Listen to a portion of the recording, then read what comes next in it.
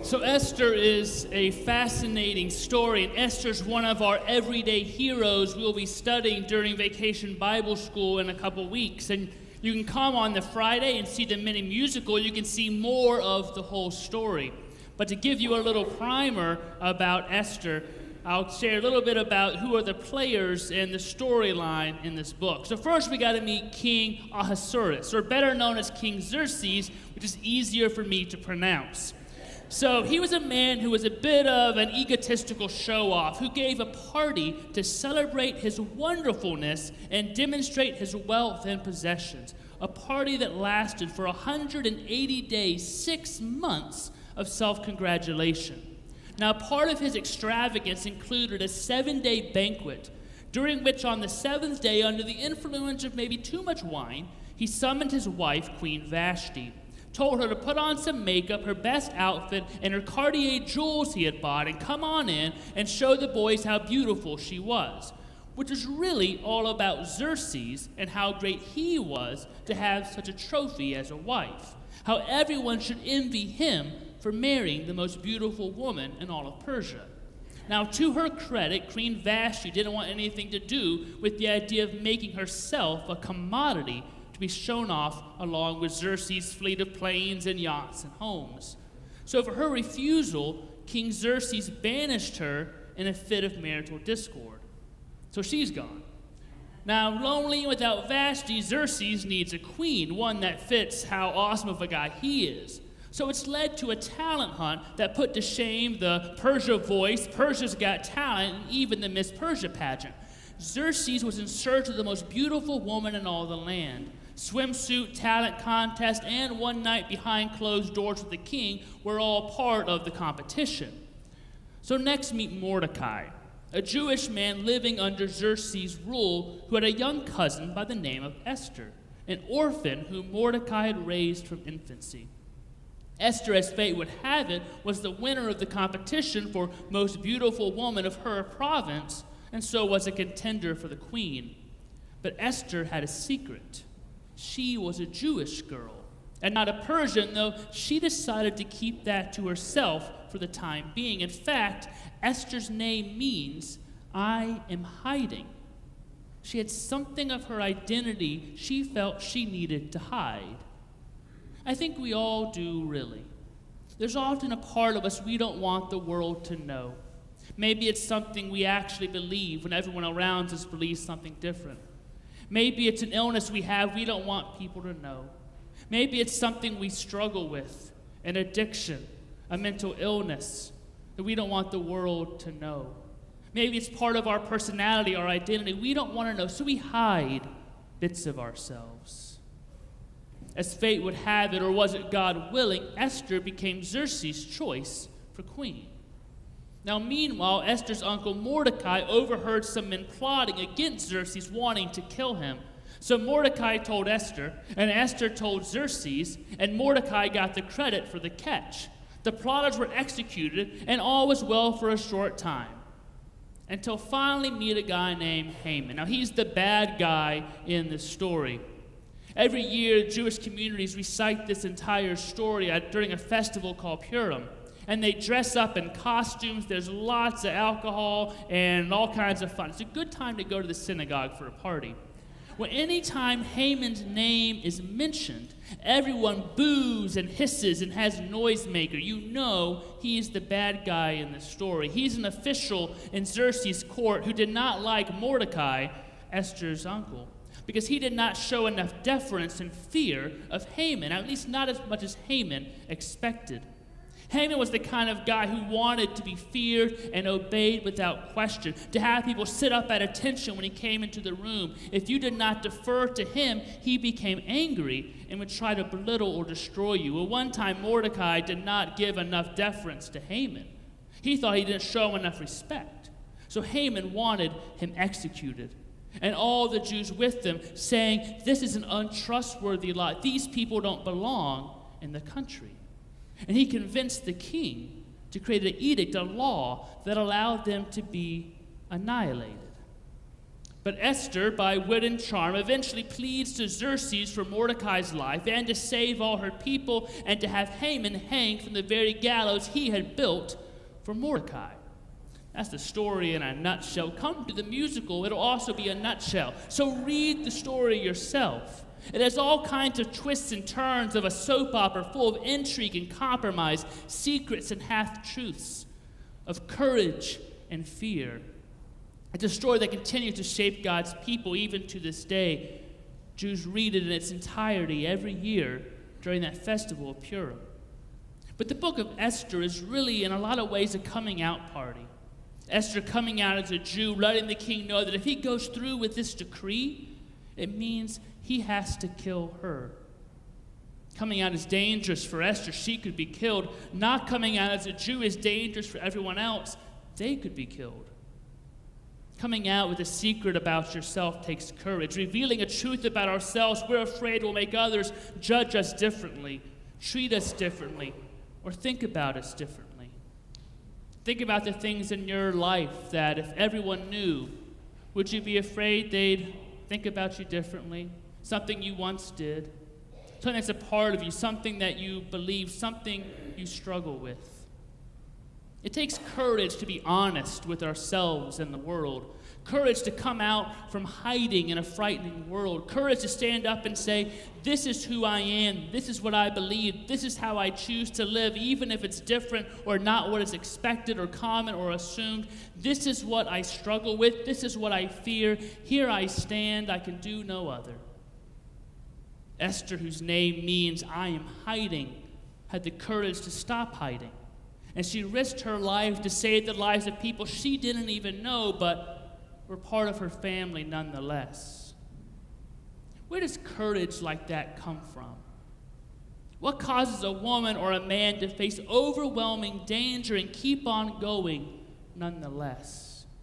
Meg Cabot, a young adult and children's lit author, has said of courage, courage is not the absence of fear, but rather the judgment that something is more important than fear. The brave may not live forever, but the cautious do not live at all. Courage is almost a contradiction in terms. It means a strong desire to live, taking the form of a readiness to die. As G.K. Chesterton once wrote, courage means to drink life like water and death like wine. As Jesus said, those who try to save their lives will lose it, but those who lose their lives for my sake will save it. For Esther, it wasn't just about her life, but the lives of thousands more. See, Xerxes was an unpredictable king given to temper tantrums. He had a history of abusive relationships, taking advantage of his power over people. He relied on bad advisors who flattered him to get him to do what they wanted. That's how this law was created that would annihilate all the Jews in the kingdom. And he had a Jewish wife whom he thought was a Persian, and all her people were under this edict of annihilation. Who knows, says Mordecai to Esther, not pulling any punches, perhaps you have come to royal dignity for just such a time as this. It's always a time such as this. There's always people who are in need. There's always a time people need to stand up and say, I'm going what you've been through. I don't want to admit that I'm going through the same problem, but maybe we can walk on this road together. Or maybe it's I've been down the road you're on, the road of loss, the road of addiction, the road of recovery. Let me walk with you. It's always a time when someone is getting treated badly and somebody else is abusing power. It's always a time such as this that maybe you're put in a place. Richard Rohr, a Franciscan friar, recently said, I think evil people know what is at stake more than good people. Bad people know where the power is and they want it. Good people can be very naive about power. Haman's the bad guy in this story. He isn't naive about power. He knows who he is and what he wants. And he tries to manipulate the arrogant and foolish king to do his bidding. And Mordecai knew this. He knew his people couldn't just hope things turned out okay. He knew they couldn't just trust in the inherent decency of people. See, I think he had learned from enough time that we just trust everything will turn out okay. Sometimes everything doesn't just turn out okay. He wasn't so naive. So he tells Esther, perhaps you were put in place as the queen for just such a time as this. And she was not naive. She knew what was at stake, her life, her people's life, her nation's soul. Esther had to be, in the words of Jesus, as wise as a serpent, as gentle as a dove. And if you read the whole story, you'll see that's exactly what she was. She was gentle, yet cunning, brave, but humble, assertive, and yet patient. See, Esther's an interesting book because it never actually mentions God. That's a good trivia question for you. What book of the Bible never actually mentions God? So when you're on Jeopardy, you can say Esther and you'll win, and I get 1/10 of your winnings now. That's a contract that's happened. See, here, the Jews don't just hope God will swoop in and save the day. This story is one that illustrates that God puts us in places, gives us skills and identities and truths and voices to make a difference in the world. We can't sit back and think, well, someone else will do it. Someone else will speak it. Someone else will speak against it. Someone else will stop it or start it or save it or them or us. Well, someone else will donate this. Someone else will volunteer for this. Someone else will make sure this changes. Someone else will go to the meeting and speak on behalf of this. We often think like that, don't we? Like, well, somebody else will do it because they care enough. I don't want to. But perhaps you, with your wisdom, your voice, your talent, your time, were put on this earth, in this place, for just such a time as this. It takes courage to come out of hiding for yourself. Even harder for someone else, harder still for people you don't even know. But it's possible to have that sort of courage. Just look at the story of Esther, or the story of Andre and Magda Trocmé. Andre and Magda lived in the tiny French village of Le Chambon. I don't speak French, so that's my best French pronunciation. Normally I would say Le Chambon, but my wife, who speaks French, would yell at me.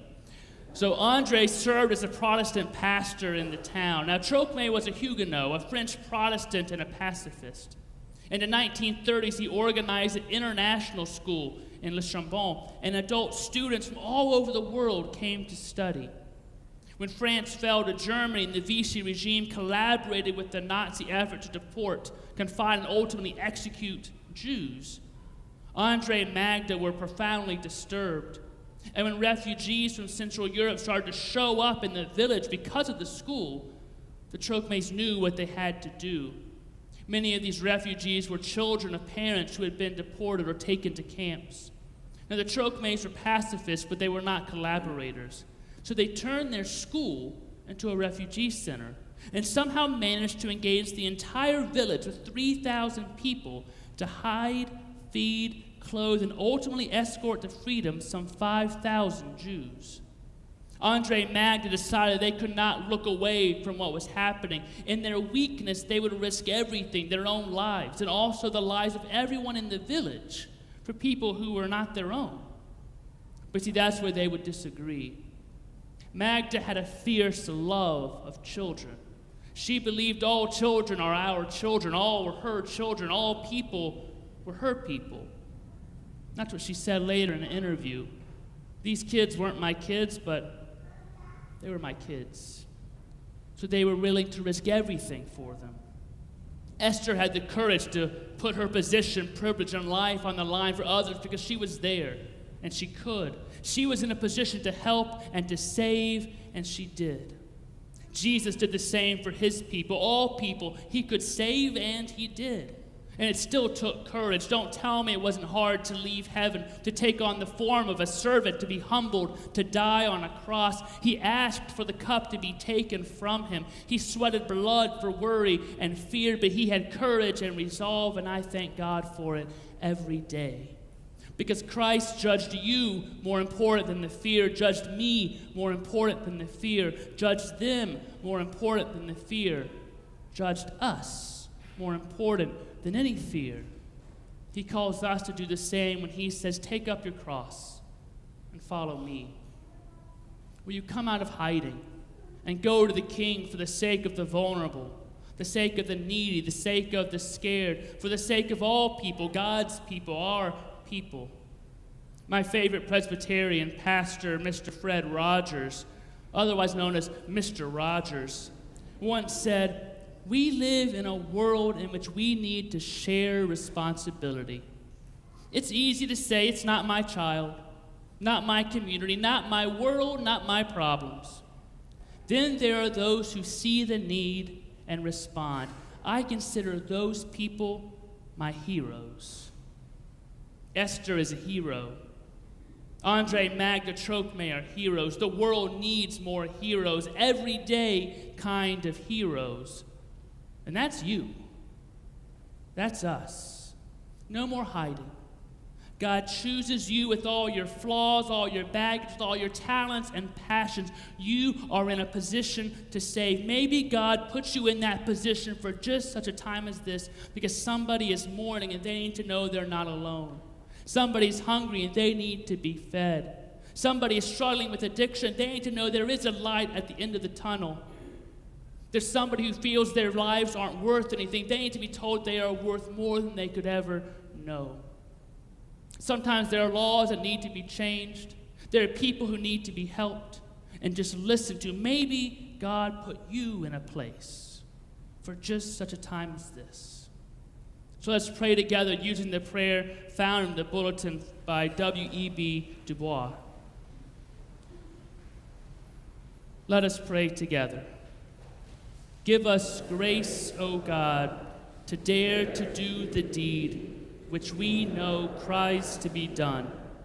Let us not hesitate because of ease or the words of others' mouths or our own lives.